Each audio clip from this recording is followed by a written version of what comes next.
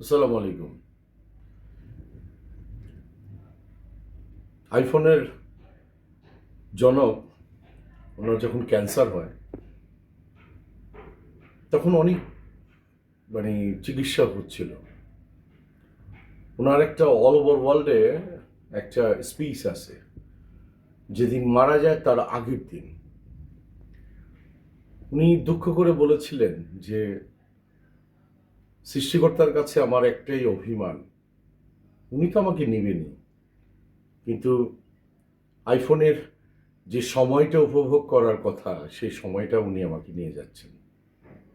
তা আপনারা ভালো থাকবেন, পৃথিবীর মানুষগুলো হিংসা থেকে দূরে থাকবেন, রাহাজানি থেকে দূরে থাকবেন এবং আমার এই প্রতিষ্ঠানটাকে যত্ন করে রাখবেন।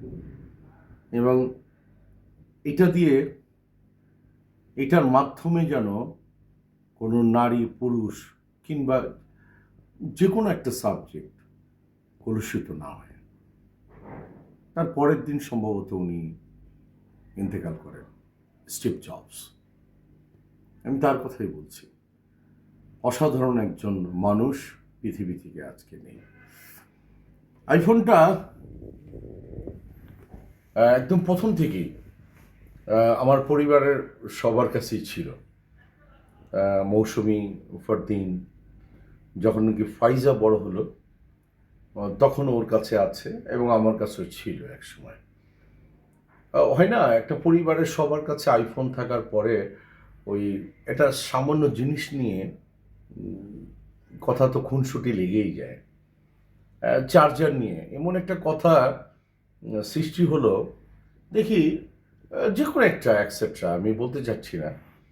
আমার কাছে 2টা আইফোন ছিল অনেক বছর। আইফোন আমি ইউজ করি না অলমোস্ট কত 7-8 বছর হবে, আর জীবনে কোনো দিনই ইউজও করবো না। আইফোনের প্রতি আমার কোনো লোভ নাই, কোনো কিচ্ছু নেই।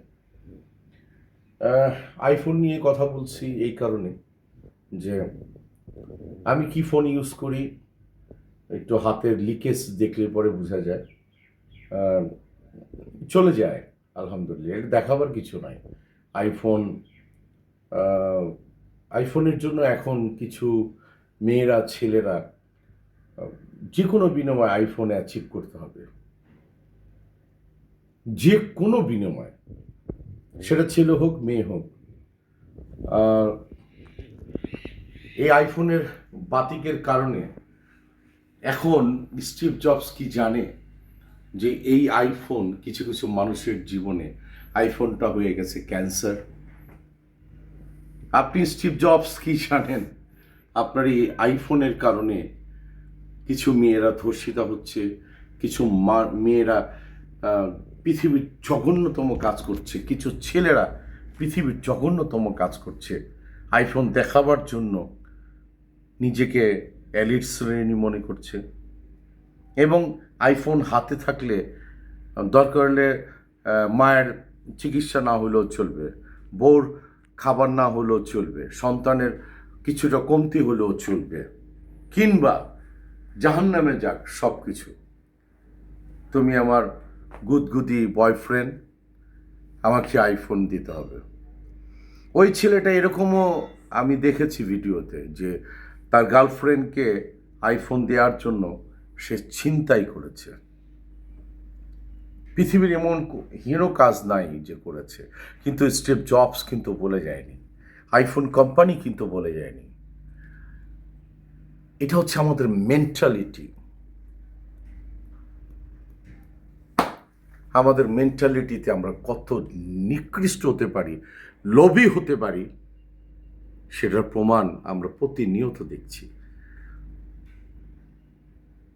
কবে মানুষ হব আমরা? ওমর সানি, তোর কাছে আইফোন নাই।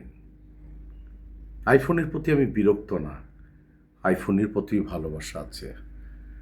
আমি যদি দেখাই, ভাইরাল হতে চাই, লোভী হতে চাই, কুলাঙ্গার হতে চাই, তাহলে অন্য কথা। আর বললাম না।